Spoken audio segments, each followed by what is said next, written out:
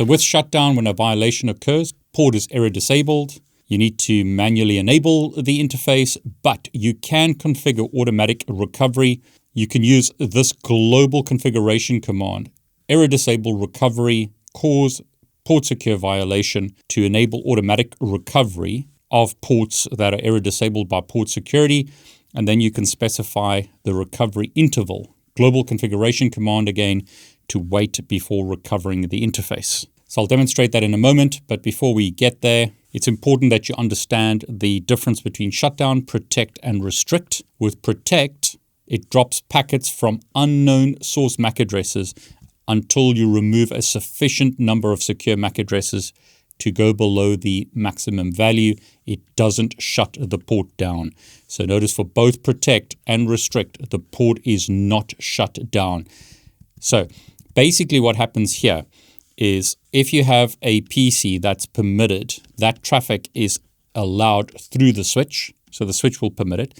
But if you have another PC that's not allowed, you basically just block that traffic. So traffic from PC2, as an example, is blocked. Traffic from PC1 is permitted. This traffic is not allowed. It's dropped, but it doesn't shut the interface down. But the difference between protect and restrict is that with restrict, an SNMP trap and syslog message are generated. This causes the violation counter to increment. So basically with restrict, you get notifications. With protect, you don't. You need to decide which one you want to use. Do you want to know when a violation takes place? In that case, you want to use restrict. If you don't care, you just want to block unknown MAC addresses that are not allowed, then use protect. So make sure that you remember that you have shutdown, you have protect, and you have restrict. And here's a summary of the different options. What happens when a violation occurs? Protect versus restrict versus shutdown. Do we discard violating traffic? Yes, we do on all of them. Do we send a syslog and SNMP message? We only do that on restrict and shutdown. Does the violation counter increment? Only with restrict and shutdown. Do we disable the interface? Only on shutdown. So notice protect discards violating traffic, but doesn't do any of the other options. Restrict discards traffic and sends notifications, but doesn't disable the interface, where shutdown disables the interface. So I've created this PowerPoint, which you can download as part of my paid course. So try and remember the different options. Basically, shutdown shuts the port down. You have to manually enable it, or you can use options to re-enable it after a period of time. Restrict and protect don't shut the interface down, but they discard violating traffic. The difference between protect and restrict is that you get notifications and your violation counter increments. Okay, so let's have a look at some of the options. I've already shown you the default where we enable basic port security. You can have a look at the PowerPoint slides, which give you a summary of exactly what I've demonstrated and what happens when a violation takes place. So as an example, where I connected an additional host to this little TP-Link switch. With shutdown, remember, you have to manually enable the interface again. The problem here, once again, is that the first MAC address that sends traffic is deemed to be the correct or permitted or right MAC address. You may want to manually configure a MAC address. And when you do that, that MAC address is added to the running configuration. So it will work exactly the same way.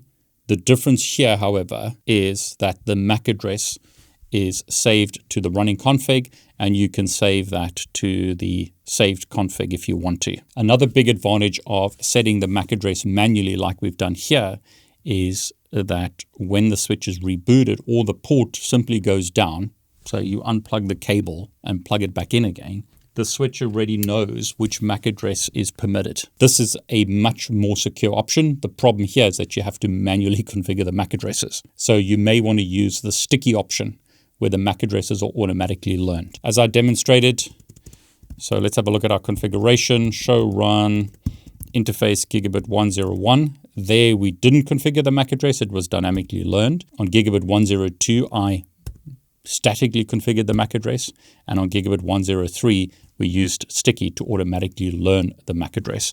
If you look at the startup config of the switch, however, and let's look at our gigabit interface, notice no MAC addresses have been learned. You have to save the configuration to write those changes to the startup configuration of the switch. Okay, but in all my examples at the moment, we're using the shutdown option. So as an example, show run interface gigabit 103, there we're using sticky, but if we look at show port security interface gigabit 103, the mode here is shutdown, and that means you have to manually re-enable the interface. So what we can do is use this option, error disable recovery, to automatically recover the interface. So let's do that on gigabit 101 because I have already got the switch connected to that port. So on that interface, show port security, we've already learned one MAC address. So if we look at the MAC address, that's the MAC address of this laptop. But what happens if I move that laptop to the port? The interface will automatically be shut down and I'd have to manually re-enable it. So what we can do is do a error recovery.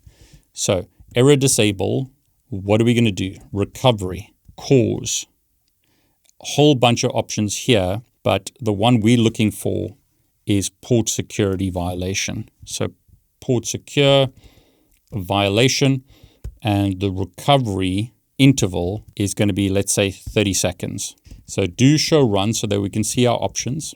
Pipe include to only include the options that I'm looking for. Error disable. Those two commands have now been added to the switch. So if the port is shut down, it should automatically come back after 30 seconds. So basically on this interface, we've enabled port security and we've enabled this recovery interval. So let's confirm what happens before something goes wrong. So show port security. Violation at the moment is 2. Port will be shut down. As I demonstrated previously, we had violations on the interface. Interface gigabit 101. Port is currently up. 2 violations previously occurred, but let's cause another violation. So I will connect this laptop to my little TP-Link switch now, and hopefully what will happen is that port violation will occur, and you can see that happening straight away. We had a port security violation on gigabit 101. Port has gone down. So show IP interface brief. Notice gigabit 101 is down. If we look at that interface, so interface gigabit 101, notice port is down because it was error disabled. Show port security interface gigabit 101, and I was a bit slow there. Notice it's attempting to recover the port now. So port is now up actually because it recovered. Violation count went to 3. So I was a bit slow there. Show interface gigabit 101. Notice interface is up now. Violation count has now gone to 4. Notice it shut down because a security violation occurred again. So that PC, because this is a real environment, is trying to send traffic into the network, causing another violation. So interface now again is down. We had 4 violations at this point. Violation mode is shut down and current state is shut down. But the switch is attempting to recover. So if we look at that again, notice interface is now up. So PC sends traffic, interface violation occurs, as we can see here. Port is shut down. 30 seconds later, however, it tries to recover. Notice a violation is now 5. So what you're going to have here is your interface is going to constantly flap. It's going to go down. 30 seconds later, it's going to come up. The PC is continuing to send traffic. Violation occurs, port goes down. 30 seconds later, recovery is attempted. PC sends traffic. Violation occurs, port goes down. So you can see here, interface is up now. So secure up, violation count is 5. But what we should notice very soon is interface goes down again because a violation is going to occur. Depends on how quickly that PC sends traffic. Interface 1 has come up. Interface is still up here. I'm going to force that PC to send some traffic. So I'll get it to do a DHCP renewal. And as soon as I did that, notice interface is now error disabled. So violation was 5. Now it's at 6. So there are various options here. You can decide whether you just want to shut the interface down and the user has to call you and ask you to re-enable the interface. Or you can get it to automatically come up again. One of the things that you are getting here is a lot of syslog and SNMP trap messages. So if you're monitoring your network, you're going to see this stuff happening all the time and you can be alerted to that. But you may decide that you don't want this. You would rather not have the interface go down. You simply want to enable protection or restriction. Interface doesn't go down, but traffic from non-permitted devices is blocked. So with protection, notice interface will not go down. We will also not get any logs. So show port security interface gigabit 101. Notice here we can see violation count is now at 7. Violation mode is shut down. But let's change that. So I'll simply shut the interface down for the moment. Let's have a look at the running configuration on that interface. So do show run interface gigabit 101. That is the config at the moment. But what I'll do here is type switchport port security, and we'll set a violation mode, in this case to protect. Protect will not give us any logs. So let's have a look at the running configuration again. There's the configuration on the interface. I'll no shut it now to bring it up. So show port security. On this interface now, we've changed it to protect, whereas before it was shut down. Let's have a look at the individual interface. Port security is enabled now. It's currently up. Violation mode is protect. If we look at addresses, we're using dynamic secure here on this interface. That's the MAC address that's permitted. So let's see if the interface goes up or down. So show IP interface brief. Interface is currently up. But notice I have got both PCs connected to the switch, which is connected to the Cisco switch. So on the permitted PC, can we ping our switch? Yes, we can. So that's this PC pinging VLAN 1 on the switch. I'll just set that to a continuous ping. So pings are allowed. So again, that's pinging the switch's VLAN 1 interface. But on the other PC, this is the PC that's not allowed into the network. If we do a DHCP renew, we are not going to get an IP address because the traffic is blocked. So show port security. We are not seeing a violation count increment. It's staying the same. If we look at the interface in more detail, violation count hasn't incremented, even though we are trying to send traffic into the network. We're doing a DHCP request here. Port doesn't go down. Interface is up. So show run interface gigabit 101. That's the configuration. Let's change it to restrict. So switch port security violation. I'll specify restrict here. So again, show run interface gigabit 101. The change here is restrict. And notice now that I've done that, we are seeing that our violation occurs. We weren't getting any output previously when we had protect, but now that we have restrict, we're seeing violations occurring, as you can see there. Show port security interface gigabit 101. Notice violation count has incremented. It didn't increment when we had protect, but now it's incrementing. There it's 11, so it was 10, now it's 11, and we're seeing output on our screen here. So syslog messages and SNMP traps are being sent as violations occur, but the interface is still up. It hasn't been shut down. So with both protect and restrict, interface stays up. Traffic from non-permitted MAC addresses is simply dropped. But then we decide, are we going to log that information or not? So we can see there that it's at 11. Let's get it to do a DHCP renew again. And hopefully we'll see a violation. And there you go. And you can see now we've got 21 violations. So violation count has gone up. Okay, so at this point, we've only allowed one MAC address into the network. What happens if we want to allow more MAC addresses? So we can increase the maximum allowed MAC addresses.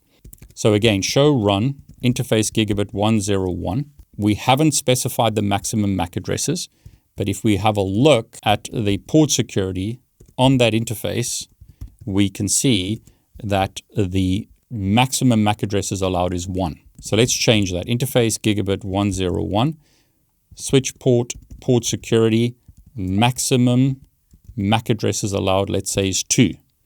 So show run interface gigabit 101.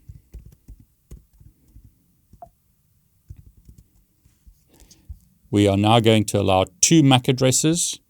Show port security interface gigabit 101. Notice 2 MAC addresses are allowed now. It's still seeing this as a violation. So what I'll do is shut the interface down and then bring it up again just to make sure that there's no confusion.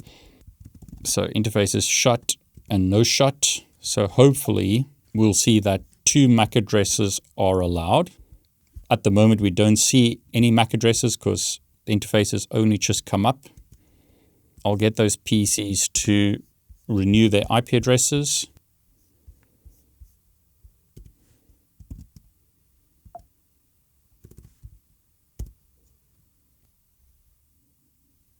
Okay, we're still getting a lot of violations, and this is actually a good point to take note of.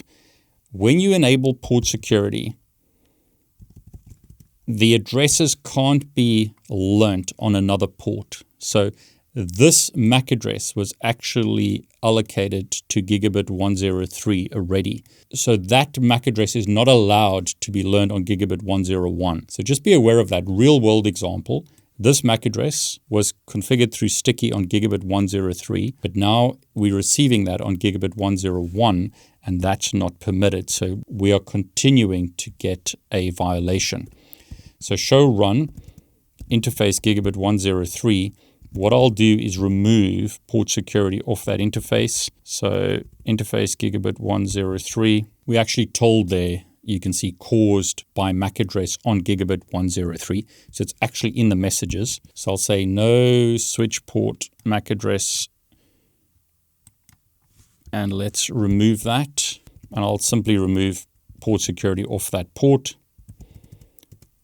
So show run interface gigabit 103. We have that sticky command there, but port security is disabled. And notice we're not getting any messages now. So show port security interface gigabit 101. Interface is up. It's restricted. It says total MAC addresses is 1. Maximum MAC addresses is 2. Violation at the moment is 43. But hopefully that will change now. So the one PC can ping the switch. What about the other PC? So I'll connect to the other PC. Can it get an IP address? Yes, it can. So that's better. Can it ping the switch? And the answer is yes. Just took it a bit of time, but notice it can also ping the switch at this point. So both PCs have now got IP addresses, and notice the total MAC addresses is now 2. So both MAC addresses have been allowed. So show port security address. Notice we can see that 2 MAC addresses are now configured on gigabit 101. So show run interface gigabit 101. You can see that maximum MAC addresses is 2. Violation is restrict. As in the slides, notice maximum MAC addresses is 2. And in the slides, I give you the output of what I've demonstrated. So have a look at the slides if you want to see more information. Just remember the MAC address table is different to the port security table. So show MAC address table, we can see that 2 MAC addresses are statically allocated on that interface. When we have port security enabled, the MAC addresses are seen as static MAC addresses, not as dynamic MAC addresses. If we look at port security addresses, so different table now, we can see that information here as well. Show run interface gigabit 101 shows us that the MAC addresses are not written to the running config. But if we use sticky MAC addresses here, those MAC addresses would be written. Switchport port security MAC address, we can either manually type them or use the option sticky. So I could, as an example, copy this MAC address and put it in here. It's saying duplicate because the MAC addresses were already learned. Notice it's over there in our port security table. So I'll shut the port down. And then I'll be able to add that. And then I'll no shut it. So remember previously, this was dynamically learned, but now I've manually configured one MAC address. So show run interface gigabit 101. I manually configured this MAC address. So show port security address rather. Notice I statically configured one MAC address on this interface, and the other MAC address was learnt dynamically. So just to show you the differences here, show MAC address table. Both those MAC addresses are seen as static MAC addresses in the MAC address table. Show port security address. So in the secure MAC address table, as they call it. So port security MAC address table or secure MAC address table. Notice one is shown as configured, one is shown as dynamic. Show run interface gigabit 101. One MAC address is in the running configuration because I didn't configure the other one. It was dynamically added to the port secure MAC address table, not to the running config. But if I type switch port security, MAC address, and let's say sticky now, it should hopefully learn the other MAC address. So I'm going to shut the port down, show run interface gigabit 101. It's actually already learned that MAC address. Notice it's already there. So I was too slow. So interface gigabit 101 shut, or I should say no shut. Again, show run interface gigabit 101. I manually configured one MAC address. The other one was learnt using the sticky option. So show MAC address table. Going through all of this again. Let's look at the MAC address table. Both MAC addresses are shown as static entries in the MAC address table. Show port security table, so address there, so the secure MAC address. Notice one is shown as configured, one is shown as sticky. Show run interface gigabit 101. One is shown as manually typed, one was added through the sticky command, which I typed over there. Show start interface gigabit 101. And let me do that again. So show start, let's begin at gigabit. Otherwise we see a whole bunch of config here. Notice on this interface, there is no configuration. I would have to save the configuration. And I'm just using the old command there. So let's run that again. Show start, begin gig. Now in the startup configuration of the switch, we can see that information saved, which means if I reboot the switch, both these MAC addresses have been learned. So the advantage of sticky and the advantage of doing it manually is these MAC addresses are predetermined. If you don't configure the MAC addresses manually or use sticky, any person can plug themselves into a port. If you permit one MAC address, that MAC address is going to be permitted. Remember, when the interface goes down, you lose your dynamic entries. So the most secure option is to manually type MAC addresses. That's a lot of hassle, however. So what you might want to do is use the sticky option and then just make sure that the device that's first plugged into the network is the correct device so that that MAC address is learned. If you set a maximum of 1, which is the default, and you use sticky, the first device that's plugged in is the device that's permitted, and that's the one that's going to be stored in the running configuration and startup configuration if you save your config. The advantage of sticky is you don't have to manually type MAC addresses. You just need to make sure that the correct device is plugged in when you're doing the setup of your port security. So last option I'd like to cover is trunk. You can specify trunks here. So if I go, it doesn't have to be an access port. So if I go interface gigabit 101, switch port mode trunk, and then I could say switch port port security max MAC address is going to be, let's say, 8. So we had a lot of output there. So let me show you that again. So show run interface gigabit 101. What I've done here is make it a trunk port, and I've set the maximum MAC address to 8. You would obviously decide how many MAC addresses are permitted on a specific port. That's a trunk port. The important thing to note here is it doesn't have to be an access port. It can be a trunk port. Port security is allowed on both access and trunk ports, but you have to explicitly configure it as either a trunk port or an access port. And that means, once again, that if you've got a switch, like another Cisco switch here, multiple devices are allowed on that port. Okay, so I think I've covered this in enough detail now. Have a look at the attached PowerPoint PDF, which gives you a lot of output and hopefully a lot of information that helps you study. Have a look at the next videos where you now need to configure this yourself as part of a lab. Download the packet tracer files and make sure that you actually can do this yourself so that you make sure that you understand how this works. It's one thing to look at me doing this with real devices, but it's going to help you so much more if you do it yourself in the labs. So all the best for the labs.